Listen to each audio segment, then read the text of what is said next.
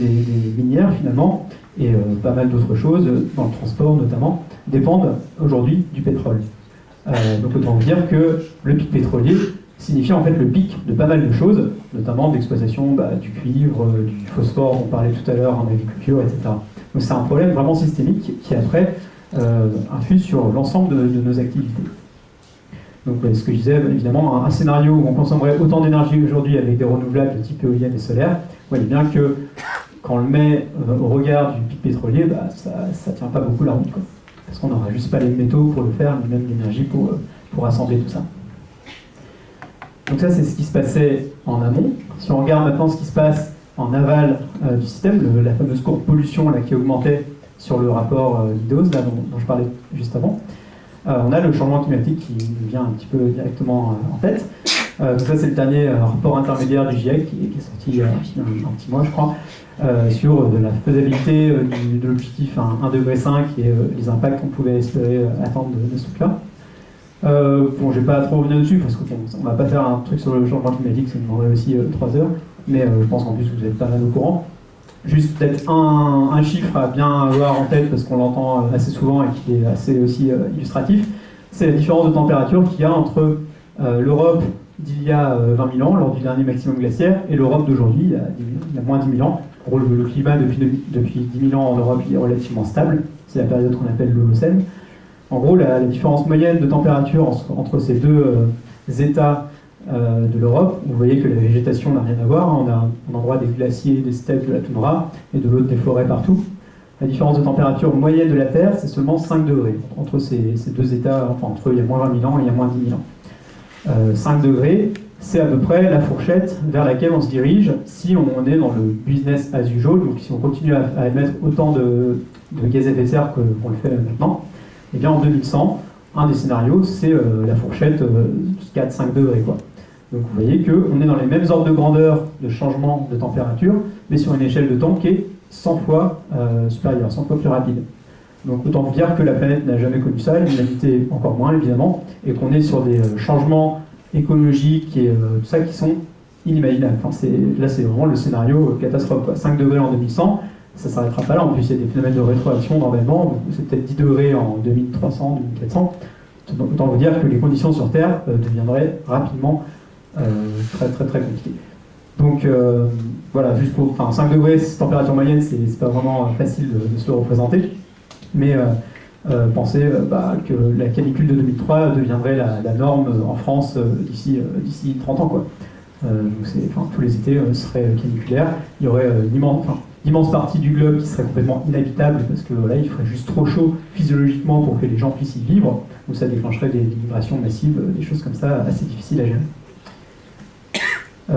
D'autres événements qui sont attendus avec le réchauffement climatique, c'est ce genre de choses. Là, vous avez un exemple en Californie en ce moment. Regardez sur les photos qui traînent sur les médias ou quoi, c'est assez impressionnant le genre d'incendie de dingue qu'on peut avoir. Il y a aussi pas mal de forêts qu'on cramait en Scandinavie cet été, puis chaque été à son lot d'incendies.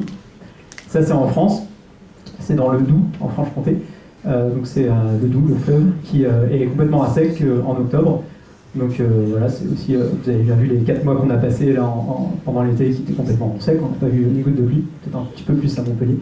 Mais voilà, c'est le genre de truc auquel on peut s'attendre de manière plus régulière. Évidemment, ça aura des impacts sur la production alimentaire qui sont importants. Donc bilan sur le monde en 2050, on a vu que ce n'était pas forcément la vision de notre architecte parisien du début. En gros, notre planète, notre société aura entamé une grande descente énergétique. On n'aura plus l'énergie fossile dont on disposait auparavant. Le modèle économique de croissance ne fonctionnera plus non plus parce qu'on n'aura plus l'énergie pour l'entretenir. Il sera soumis à de multiples perturbations, qu'elles soient climatiques, géopolitiques, etc., qui seront, auxquelles on peut s'attendre, mais qui seront imprévisibles, quoi. Ça pourrait arriver un peu n'importe quand. C'est difficile de les anticiper au mieux. Et puis ça nécessitera des arbitrages pour gérer les conséquences de ces perturbations-là. Des arbitrages qui seront difficiles parce que on aura moins de moyens pour y répondre. On aura moins d'énergie, moins d'argent pour répondre à ces perturbations-là. Et évidemment, le système alimentaire, au milieu de tout ça, ses performances vont être amenées à diminuer drastiquement. Donc la question maintenant, c'est comment on va faire pour manger en 2050. Et pour ça, je vais passer la parole à Arthur.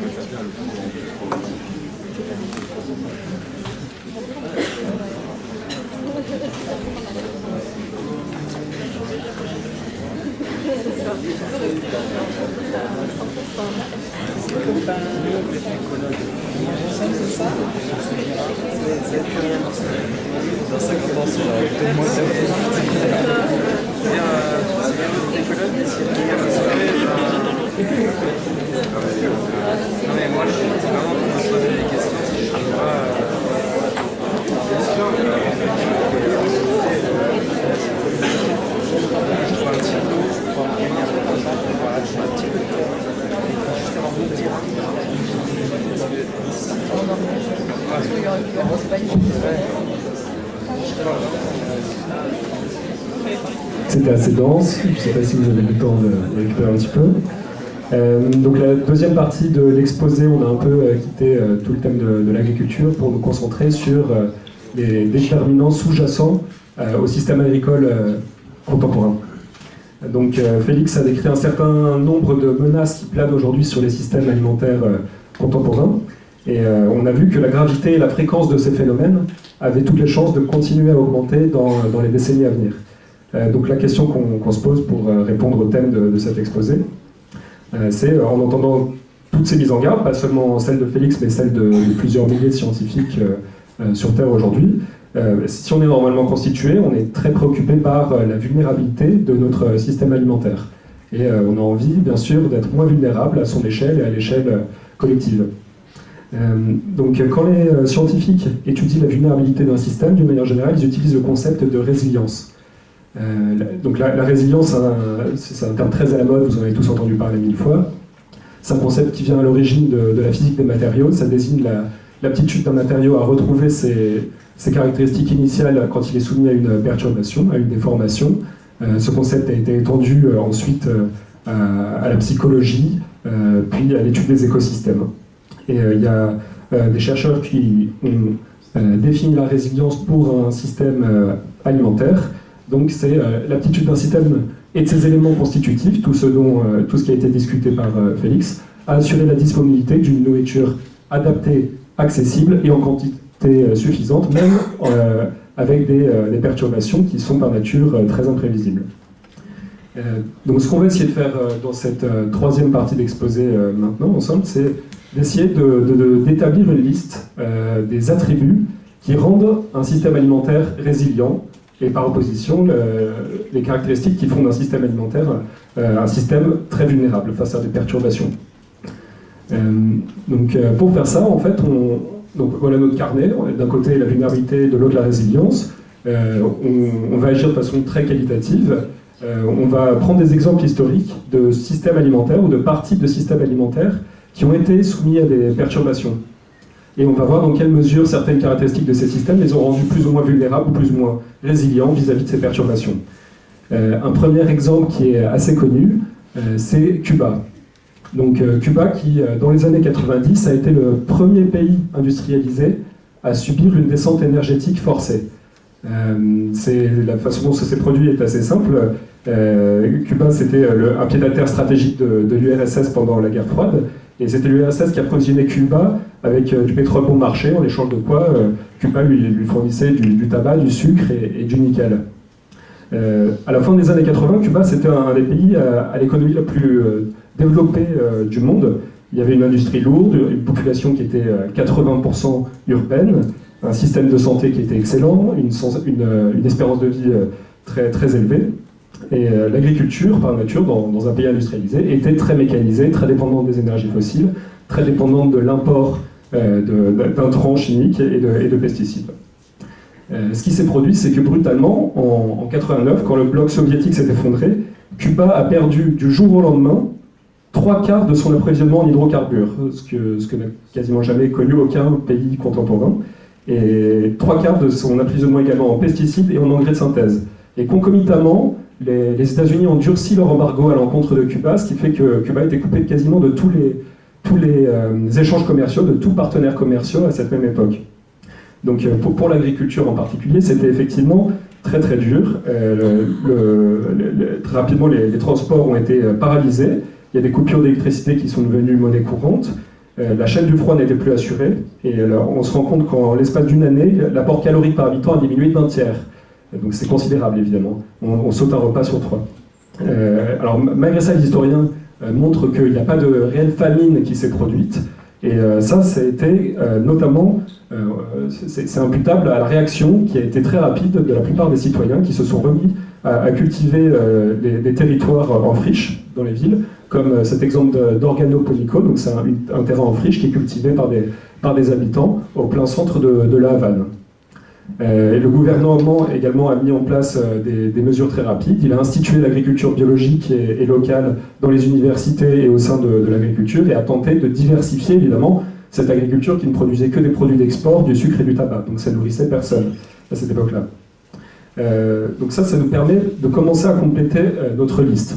On se rend compte que ce qui a été la principale cause de la vulnérabilité du système... Ah, ça vient. Pardon. C'est mieux comme ça? Non, pas vraiment. J'essaye comme ça. Ah, c'est mieux là. Ah, je me rends pas compte que je vais gueuler dans les oreilles. On a bien entendu. Ouais, c'est bien, ça rentre bien dans les crânes. Alors, on continue avec cette liste. Donc, un des critères de vulnérabilité du système alimentaire cubain, c'était que le système agricole cubain était très spécialisé. Il produisait du sucre et du tabac, ce qui ne sert pas pour se nourrir. Par opposition, un système qui est diversifié, comme les mesures prises par le gouvernement ont tenté de le rendre, ça a rendu le système plus apte à nourrir la population pendant une période de crise. C'était également un système qui était extractiviste parce que mécanisé, donc similaire au système d'agriculture industrielle décrit par Félix Pluto. Et par opposition, le gouvernement a cherché à instituer un système beaucoup plus cyclique, c'est-à-dire qui réemployait tous les nutriments. Il y a eu des animaux qui ont été utilisés, des animaux de trait dans les villes, et on réutilisait bien sûr le fumier de ces animaux pour enrichir les champs. Donc un système cyclique est plus résilient qu'un système extractiviste. Et enfin, on se rend compte que cette transition à Cuba était très incomplète. En fait, elle aurait pu aller beaucoup plus loin, mais aujourd'hui, l'agriculture cubaine reste très largement mécanisée. Et la raison à ça, une des raisons principales évoquées, ça a été étudié par des sociologues, c'est des habitudes de consommation des Cubains qui sont très rigides. Autrement dit, les Cubains qui pourraient faire pousser sur leur climat énormément de fruits et de légumes locaux finissent par préférer malgré tout la viande ou des produits, des féculents, du riz, ce qui rend finalement leur agriculture sans débouché, l'agriculture locale. Voilà. Donc finalement, la rigidité en termes des habitudes de consommation est bien sûr un facteur de vulnérabilité en comparaison de l'adaptabilité de ces comportements. Alors je vous propose d'étudier un autre exemple à beaucoup plus grande échelle. En fait, la Russie, ça c'est une image qu'on peut trouver sur Google Earth en survolant la Russie. Vous allez à peu près, vous prenez n'importe quelle ville de la Russie et vous trouverez un endroit de ce type. Alors c'est un collectif de jardins. Ces jardins, je vais vous les décrire un peu plus en détail plus tard. Et en fait, la Russie nous offre un modèle d'aménagement du territoire qui accorde une place absolument centrale à la production alimentaire décentralisée et collective. Alors quand on dit ça, on pense immédiatement aux fermes d'État, aux sovkhozes et aux kolkhozes, mais là je parle précisément de l'inverse. Ce sont des fermes qui se sont développées en réaction à un système qui faillissait beaucoup, le système de l'alimentation bureaucratique et institutionnalisée par l'État. Il y avait beaucoup de pénuries alimentaires et de disette, en réaction à quoi les citoyens ont voulu cultiver ce type de jardin. Alors ce dont les historiens se sont aperçus, c'est que ces jardins apportent un rôle de résilience absolument crucial au système alimentaire du pays. Il y a eu, au moment de l'effondrement du bloc soviétique, comme on vient d'en parler pour le cas de Cuba, mais il y avait également des craintes très importantes sur ce qui allait se produire pour le système alimentaire russe à cette époque. À titre d'exemple, pendant l'effondrement du bloc soviétique, le pouvoir d'achat d'un enseignant a été divisé par 5 en quelques mois, même pas en une année. Et pourtant, il n'y a eu aucune rupture d'approvisionnement majeure dans les villes, et il n'y a pas eu de véritable famine. Là encore, il y a eu quelques baisses d'approvisionnement en termes de calories, mais pas de véritable disette et de famine. Ce qui s'est produit, c'est qu'il y a eu une démultiplication très rapide de ces jardins collectifs et partagés, il y avait en 1991 jusqu'à 65% des familles moscovites qui cultivaient un jardin en périphérie de la ville. Et c'était 20% en 1970, donc en l'espace d'une vingtaine d'années, ça a triplé. Aujourd'hui, on estime qu'il y a 1/5 de la production alimentaire du pays qui est fournie par ce type de production individualisée. Donc c'est un exemple d'agriculture urbaine finalement, ou périurbaine, à très très grande échelle et très loin d'être négligeable. Donc aujourd'hui, il y a toujours, alors dans des villes de province, il y a Kazan par exemple, 1,2 million d'habitants, pareil, vous pouvez aller survoler sur Goelox, il y a 80% de la population qui cultive un jardin partagé. Donc c'est vraiment culturellement extrêmement important. Donc voilà à quoi ressemble une parcelle. Donc la majeure partie de toutes ces parcelles ont une surface de 600 mètres carrés.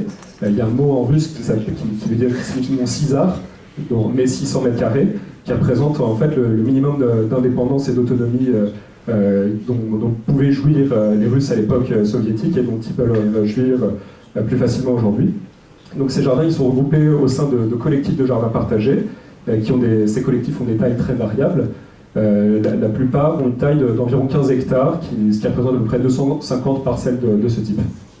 Donc il y a de très nombreux bénéfices environnementaux, parce que vous voyez qu'il y a de nombreux arbres. Quand ces arbres atteignent une taille adulte, ça donne à ces jardins une allure un peu de paysage, d'îlots de verdure au sein des villes et au milieu des champs.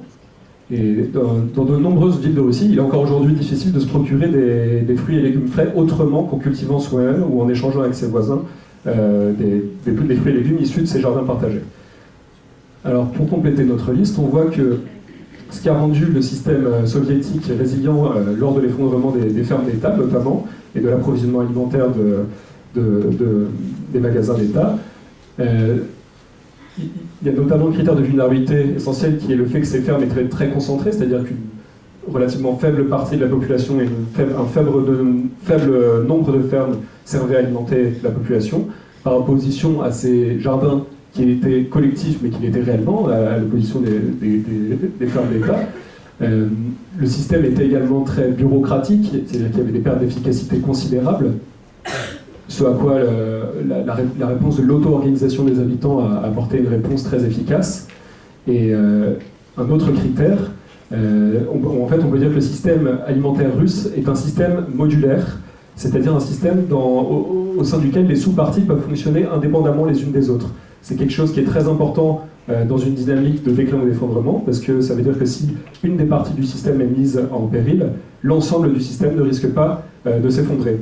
Et c'est exactement le cas de ces collectifs de jardins qui fonctionnaient dans une forme d'économie parallèle, à peine reconnue par le gouvernement, et qui ont donc pu poursuivre à assurer leur fonction, même en améliorant cette fonction, lors de l'effondrement du bloc soviétique. Donc voilà la liste qui commence à s'allonger, qui nous permet de commencer à comprendre quels sont qualitativement les critères de résilience d'un système alimentaire.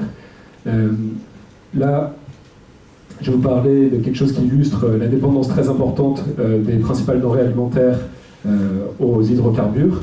Ce sont l'évolution des principaux indices des prix alimentaires qui sont publiés par la FAO, l'institution des Nations Unies qui fait foi sur l'étude de l'alimentation dans le monde. Vous voyez en noir l'évolution du cours de pétrole brut, et alors vous avez en jaune l'évolution de l'indice des prix des céréales, en beige, verdâtre, l'évolution du prix des huiles végétales, et un indice global des prix de l'alimentation en bleu clair. Vous voyez qu'il y a une corrélation très très importante entre le prix du pétrole et l'indice des prix de plusieurs denrées alimentaires. Alors évidemment, corrélation n'est pas causalité, on ne peut pas être absolument certain que c'est l'envolée du prix du pétrole qui, dans ce cas, fait augmenter ces différents indices. C'est bien le cas d'après de nombreux scientifiques, mais il y a également d'autres raisons. Il y a le fait qu'il y a une très forte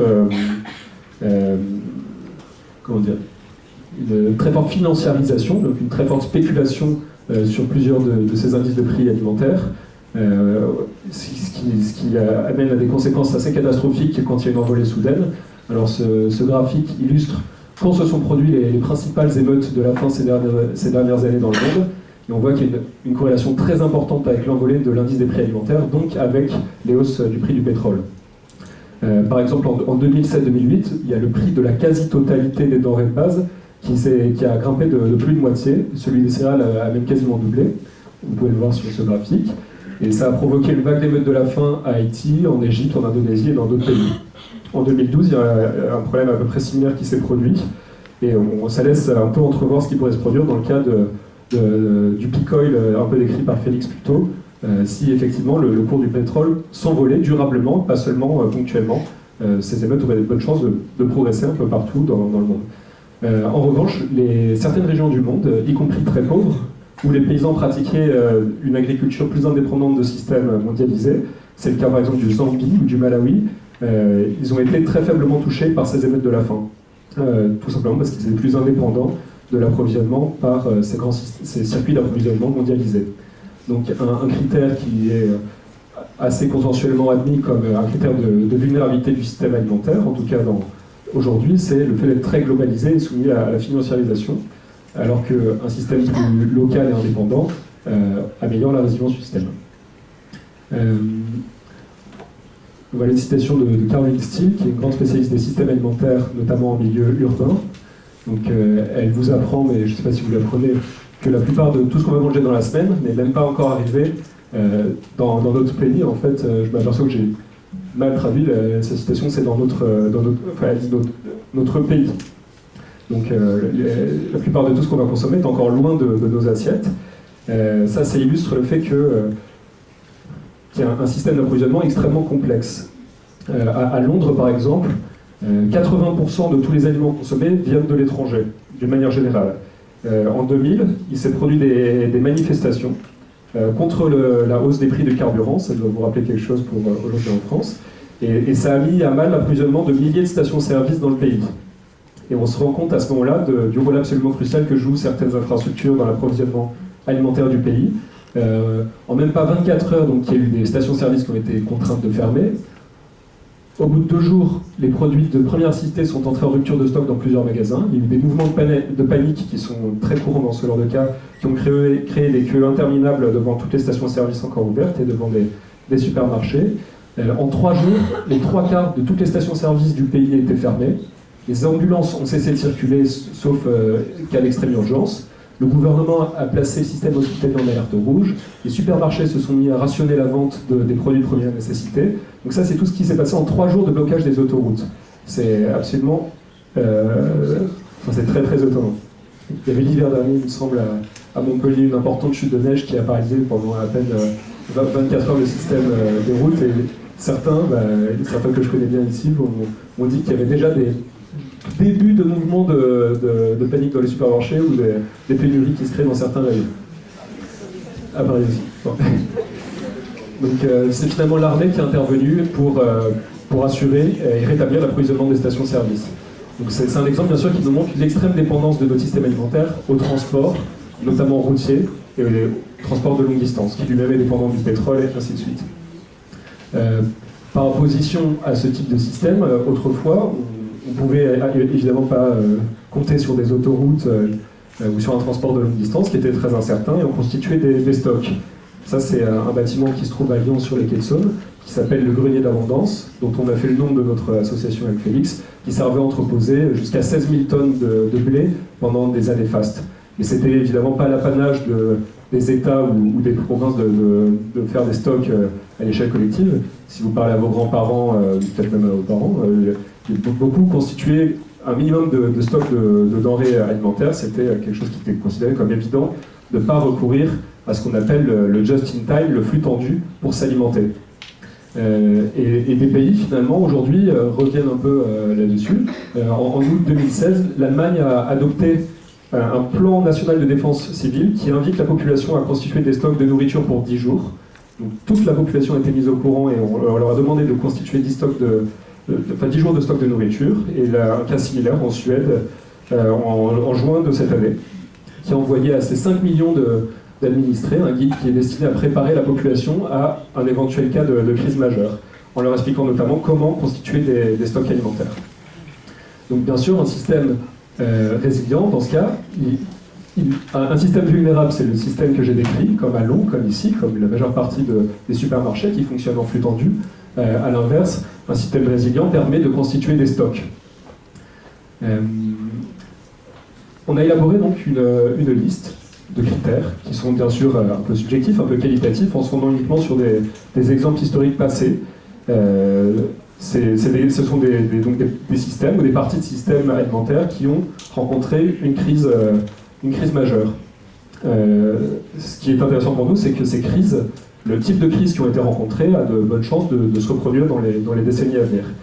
Donc ce qui nous intéresse, c'est finalement, pour 2050, de construire des systèmes alimentaires qui aient la majeure partie des qualités de la colonne de droite et qui n'aient pas tous les défauts de la colonne de gauche. Bien sûr, aujourd'hui, le système alimentaire dominant cumule un grand nombre de défauts de la colonne de gauche et peu de qualités de la colonne de droite. Comment faire pour se rapprocher de toutes ces qualités? Ça, c'est une photographie. On va s'attaquer à la partie du système alimentaire qui concerne juste la production agricole pour l'instant. Là, je prends l'exemple du plateau de Leuce. C'est une région de Chine continentale, dont la superficie avoisine celle de la France. C'est une très grande région qui reçoit donc du Leuce, qui est une roche sédimentaire qui est issue de l'accumulation pendant des millénaires d'une forme de poussière. Donc c'était une région qui était très très fertile, très propice à l'agriculture, et d'ailleurs c'est là qu'a débuté, c'est le berceau de l'agriculture chinoise. Malheureusement, avec l'envolée de la démographie de la population chinoise, au fil des décennies de culture dans cette région du monde, les paysans se sont mis à couper les arbres qui prenaient de la place, qui ne permettaient pas de produire l'alimentation, qui n'étaient pas rentables. Il y a eu progressivement une désertification qui s'est produite, la région a vu ses rendements diminuer très, très fortement. Donc le gouvernement chinois a pris la mesure de cette catastrophe qui est à la fois écologique mais aussi humanitaire, puisqu'il y avait des paysans qui se mettaient qui étaient soumis à des famines dans cette partie du monde. Et ils ont lancé dans les années 90 un immense programme de restauration écologique qui concerne 5% de tout le plateau de Leuce, ce qui fait la taille d'une région à peu près grande comme PACA. Donc il y a des terrasses qui ont été créées, des milliers d'arbres plantés, et voilà à quoi ça ressemblait une décennie plus tard. Et voilà, c'est un exemple qui est très souvent repris dans des documentaires qui parlent de permaculture, parce que les méthodes qui ont été employées pour reverdir ce plateau de Leuce, ce sont des méthodes qui sont issues pour la plupart des méthodes agricoles de la permaculture. Donc on peut arriver évidemment à une métamorphose très importante d'un écosystème si on s'y met vraiment et qu'on a la volonté de le faire. Donc la région aujourd'hui est prospère, a retrouvé de nouveau des rendements élevés qui permettent de nourrir les paysans à leur faim. Un autre exemple où un gouvernement a pu agir de façon rapide, alors là c'est une photographie qui a été prise dans le jardin qui se trouve devant le musée du Louvre à Paris et qui illustre ce qu'on appelle les Victory Gardens, donc tous ces jardins qui ont été cultivés par de très nombreux pays du bloc allié pendant la Seconde Guerre mondiale. C'est notamment en Angleterre que ce phénomène a été le plus important. En prévision des coupures d'approvisionnement, le gouvernement a mis en place une série de mesures préventives pour augmenter la production agricole du pays. Et les jardins privés, les parcs publics, les universités ont finalement été investis par les familles, par les ouvriers pendant leur temps libre, et surtout par les femmes, pour participer à la production la production alimentaire du pays. Et le résultat est absolument incroyable. Je cherche le chiffre, mais alors, la production alimentaire a pu être doublée en l'espace de 2 ans. La production de fruits et légumes a pu être doublée en Angleterre grâce uniquement à la population qui s'est mise à cultiver sur ces terres privées. Aux États-Unis, il y a une campagne similaire qui a été mise en place. On expliquait aussi que la production de leur jardin allait aider à faire baisser le prix des légumes dont le ministère de la guerre américain dépendait pour approvisionner ses troupes, et de ce fait qu'ils contribuaient à l'effort de guerre en cultivant leur jardin. Il y avait des grandes campagnes de propagande qui expliquaient « Our food fights », tout notre système alimentaire combat avec nous. Et là encore, on estime que les fruits et légumes récoltés dans les jardins privatifs ou communautaires américains ont été estimés à 10 millions de tonnes, ce qui équivaut à peu près à la moitié de tous les fruits et légumes frais dans le pays. Donc c'est un changement qui peut être colossal et qui est fait sur une durée extrêmement courte. Donc cet exemple, ainsi que celui précédent sur le plateau de Leuce, montre qu'un gouvernement peut effectivement agir lorsqu'un système est mis en danger. Et pourtant, aujourd'hui, malgré les mises en garde de milliers de chercheurs sur Terre, dont on a discuté avec Félix avant, l'action politique est très très largement insuffisante. Il n'y a en fait aucun plan de sortie des énergies fossiles pour le système alimentaire aujourd'hui. Donc ce changement, c'est notre avis, doit être engagé quelque part par la base, doit être provoqué. Là, c'est un exemple encore plus concret et plus proche de nous. C'est une ferme dans laquelle Félix et moi avons fait du woofing au printemps dernier. Je ne sais pas si vous savez tous ce qu'est le woofing. Je pense que ça vient assez connu dans votre génération. Donc, le woof, c'est un système dans lequel on échange quelques heures de travail en échange du gîte et du couvert. Donc on va loger chez un fermier. On travaille avec lui une partie de la journée, et puis on est nourri avec des fruits et légumes excellents, et puis on apprend, on met un peu les mains dans la terre. Et donc cette ferme, pour nous, illustre très bien ce qu'on pourrait attendre d'un système alimentaire résilient pour ce qui concerne la production agricole. Et donc c'est une exploitation qui fait une trentaine d'hectares. Elle est située dans la Drôme, près de la ville de Cré. C'est une ferme en polyculture élevage. Il y a une cinquantaine de brebis qui pâturent en milieu ouvert. Elles sont rentrées la nuit pour recueillir le fumier et les pendre dans leur culture. Et ces cultures sont composées de planches de maraîchage, d'arbres fruitiers, de parcelles cultivées en céréales qui sont destinées aux bêtes, donc en cycle fermé, et à l'alimentation humaine. Donc en fait, Stéphanie il cherche à boucler absolument tous les boucles. Stéphanie, les deux fermiers chez qui on était, il cherche à fermer absolument toutes les boucles et à se rendre le moins dépendant possible d'approvisionnement extérieur. Donc ils plantent également de très nombreux arbres, ils veulent développer l'agroforesterie. Voilà. Ils ont tous les deux fait le choix de ne plus avoir de voiture, et ils n'ont plus qu'une toute petite camionnette pour aller faire le marché qui se trouve à 2 km. Donc finalement ils se trouvent dépendants d'extrêmement peu de choses extérieures, y compris quand on prend le système alimentaire dans son ensemble. Finalement, les activités amont dont ils dépendent sont très peu nombreuses, et les activités aval, ils les assurent eux-mêmes en allant vendre directement sur le marché. Donc ce type de ferme est à la fois productive et très résiliente face à... finalement, elle fonctionne de façon très modulaire, de façon assez séparée du système dominant. Ah oui, c'était un des critères. Ils ne voulaient pas... trimer toute leur vie, comparé, alors c'était des reconvertis, il y en avait un qui était ingénieur, il s'est dit je ne veux pas trimer complètement, pas pouvoir partir en vacances, donc il voulait dégager un SMIC au moins, alors ça paraît pas grand chose, mais dégager un SMIC horaire pour des maraîchers, c'est pas évident, et effectivement il dégageait un SMIC horaire, alors comme il enchaînait les heures, il était plutôt à 60 ou 70 heures par semaine d'été, donc il gagnait effectivement bien sa vie, et ils arrivaient à se suppléer pour les week-ends, et ils pouvaient partir régulièrement en week-end, en vacances, donc ils avaient un mode de vie qu'on a trouvé assez souhaitable. Un autre exemple pour ce qui concerne le volet production, ça c'est la ferme de Mark Shepard, qui est un permaculteur dans le Wisconsin aux États-Unis, qui a planté des milliers et des milliers d'arbres, et donc qui utilise toutes les méthodes de la permaculture pour rendre le système le plus productif possible.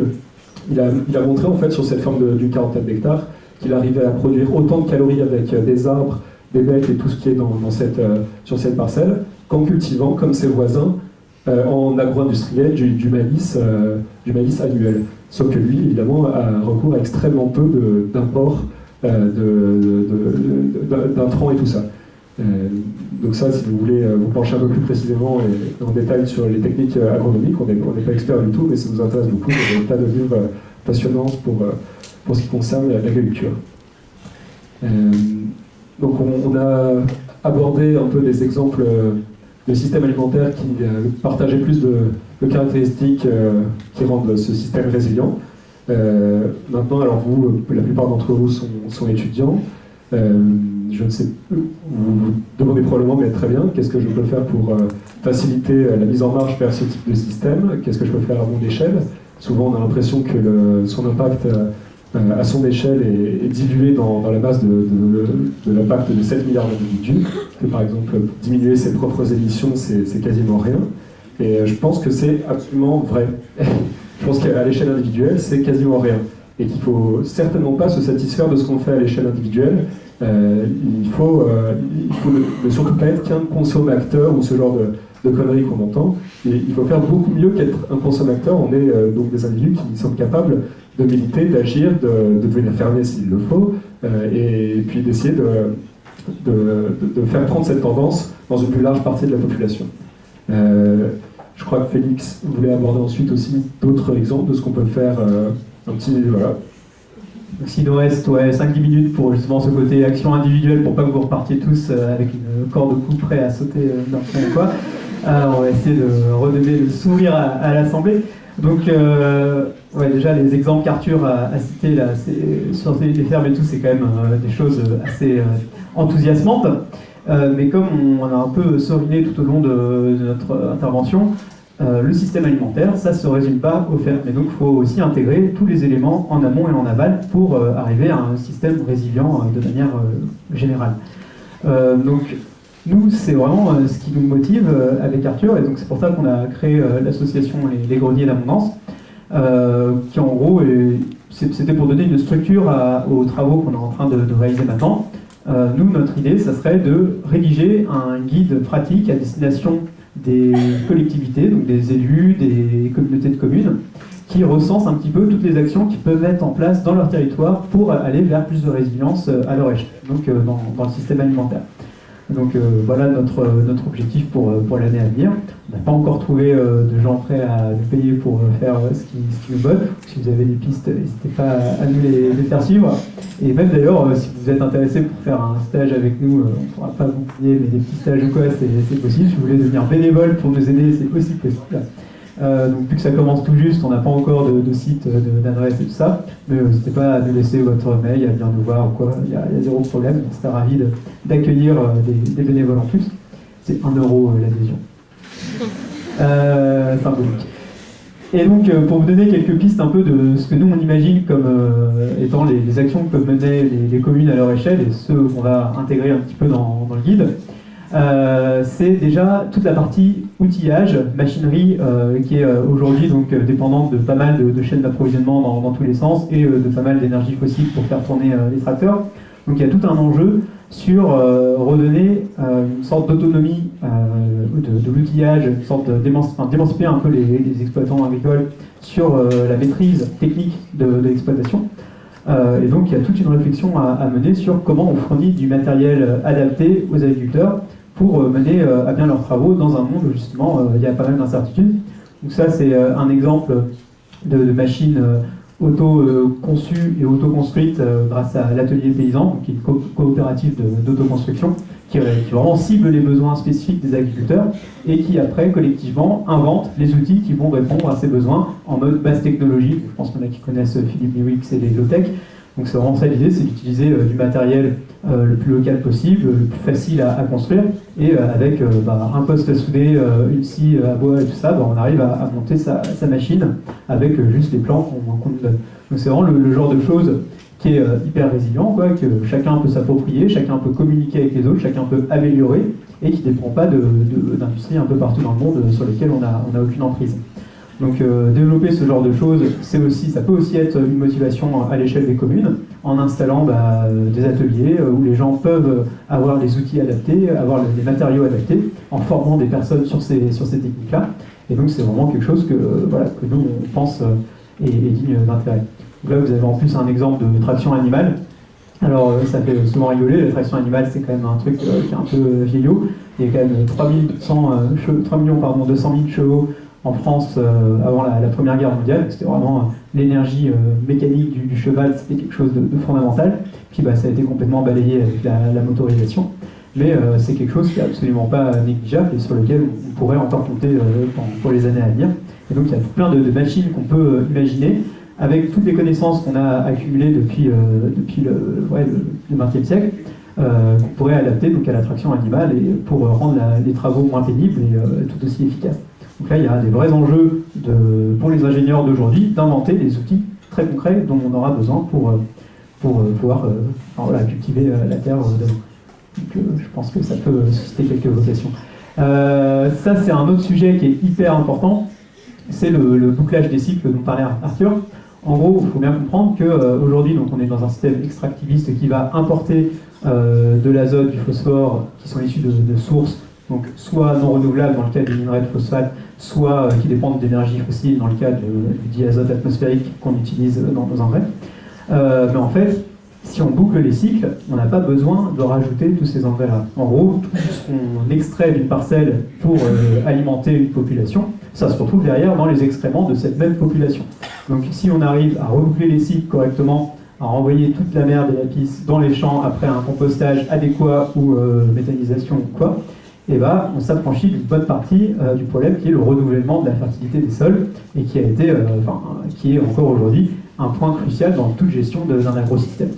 Donc ça se fait un petit peu aujourd'hui, ça s'est fait beaucoup dans le passé, en Asie, en Chine, au Japon, ils étaient experts dans le domaine, mais même à Paris, il n'y a pas très longtemps, il y a un siècle et demi, on continuait à ramasser les excréments des Parisiens pour aller alimenter les cultures aux alentours. Donc là aussi, un gros enjeu technologique, comment on arrive à faire ça à l'échelle d'une commune, à gérer ça, parce que bon, les toilettes individuelles, chacun chez soi, c'est cool quand on est à la campagne quoi, mais quand on est en ville dans un immeuble, ça demande des techniques un peu plus sophistiquées, des moyens de gérer l'aspect sanitaire et tout ça qui sont importants.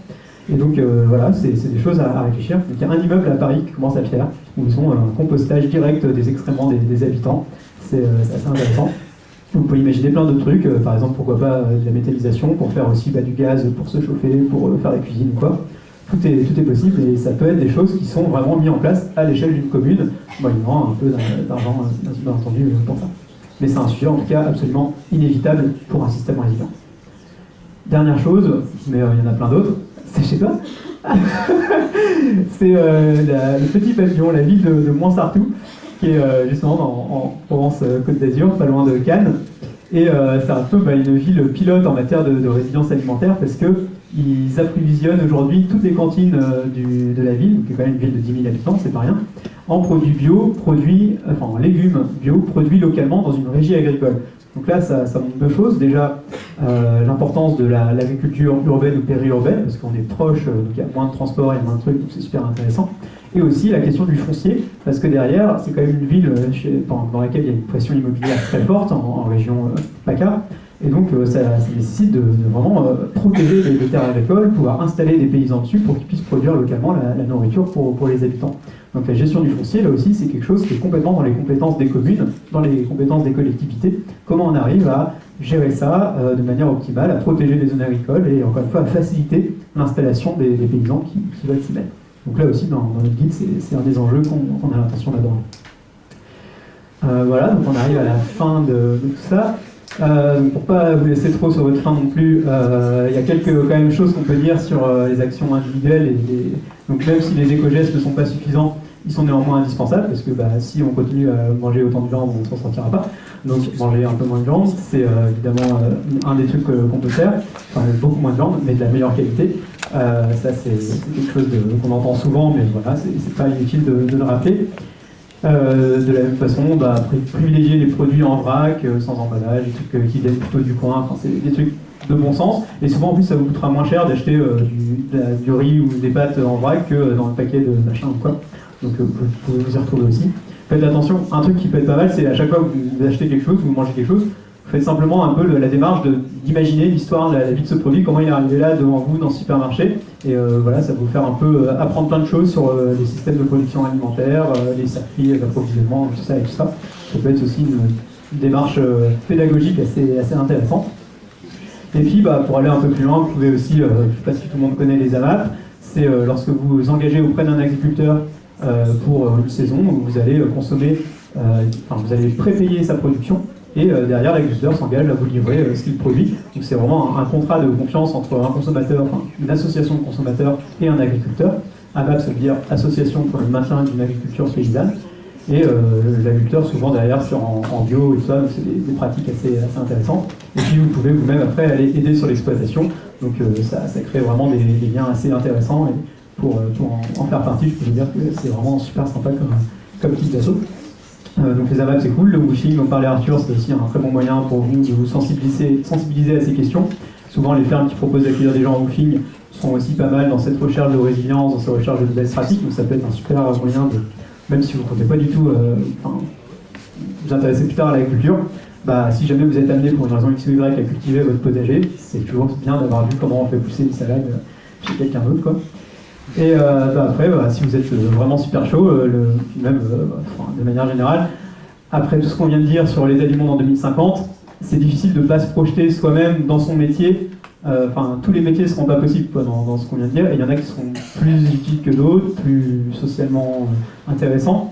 Et donc voilà, les ingénieurs de demain, les agronomes de demain vont aussi nous permettre d'inventer ce monde plus désirable que celui qui est le nôtre aujourd'hui, d'inventer les techniques, les technologies bases qui nous permettent de rendre le système alimentaire sympa.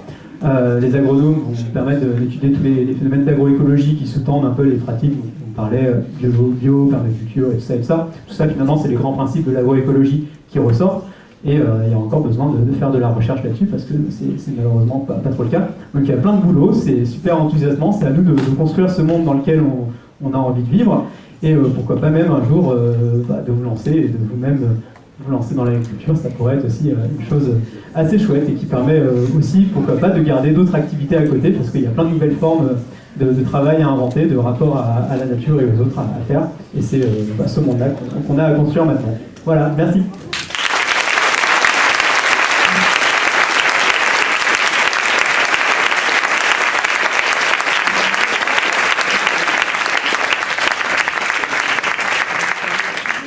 Merci à tous, merci à vous. On va passer à 15 minutes de questions, si vous voulez, pas plus malheureusement parce qu'on n'aura pas le temps. Donc je vous invite à lever la main, si vous voulez on peut faire circuler le micro, même si ce sera un peu compliqué. Donc c'est parti. Est-ce que vous... Je peux parler sinon. Comme tu veux. Je peux parler, ouais. Est-ce que vous avez des films à conseiller sur ce domaine-là, des films pour... Je vais répéter la question. Est-ce que vous avez des films à conseiller sur la thématique? Les sillons de la colère. Sur l'agriculture en particulier ou sur l'ensemble de ce qu'on vient de dire? L'ensemble. Pardon. L'ensemble. Ah, l'ensemble.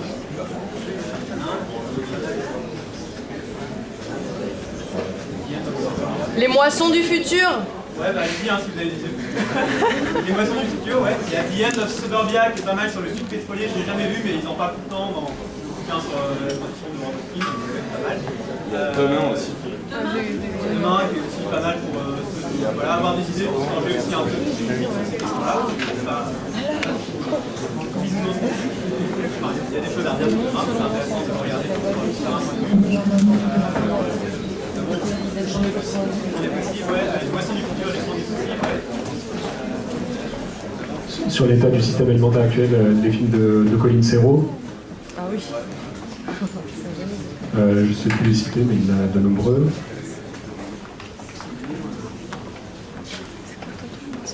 Les moissons du futur. Ah, Conspiracy, ouais. On a 20 ans pour changer le monde. Qu'est-ce qu'on attend aussi pas sur Versailles? Pas mal de trucs, mais sur l'existence, je pense que c'est aussi une fois qui référence un peu.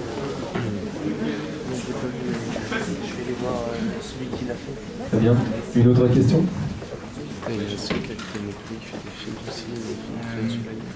Vous parliez des contextes de grande descente énergétique et je me demandais, quand on n'aura plus d'esclaves énergétiques, de moyens de payer très peu cher beaucoup d'énergie,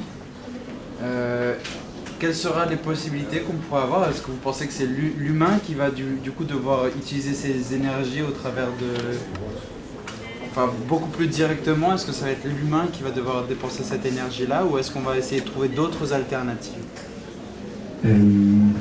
J'ai une partie de la réponse. Mes parents viennent d'acheter un moulin pour le rénover. Ça fait partie des solutions qu'ont trouvé l'humanité avant les hydrocarbures à très bas coût pour utiliser l'énergie. Donc déjà, il faut bien voir, quand on parle de pic pétrolier, ça ne veut pas dire du tout qu'il n'y aura plus de pétrole. Ça veut dire qu'il y aura un début de diminution de la disponibilité de pétrole par habitant. Et c'est là, bien sûr, que tous les problèmes, y compris géopolitiques, se posent. Donc pendant une grande partie du temps où il restera du pétrole, je pense que l'humanité, qui est quand même assez fainéante, fera tout pour continuer à utiliser ces machines thermiques avec le pétrole restant. Mais c'est certain que petit à petit, à mesure que le coût de l'essence va croître, d'autres sources d'énergie deviendront de plus en plus intéressantes. C'est le cas de la biomasse, qui a été pendant quasiment depuis le début de l'humanité la première source d'énergie utilisée par l'homme, c'est-à-dire le bois pour se chauffer et pour cuire les aliments. on peut imaginer que la biomasse va de nouveau avoir un rôle crucial. D'ailleurs, on peut être, c'est peut-être un peu pessimiste de dire ça, mais le charbon, finalement, le début de l'exploitation du charbon, c'est ce qui a sauvé une grande partie des forêts d'Europe, qui étaient absolument décimées, soit pour la construction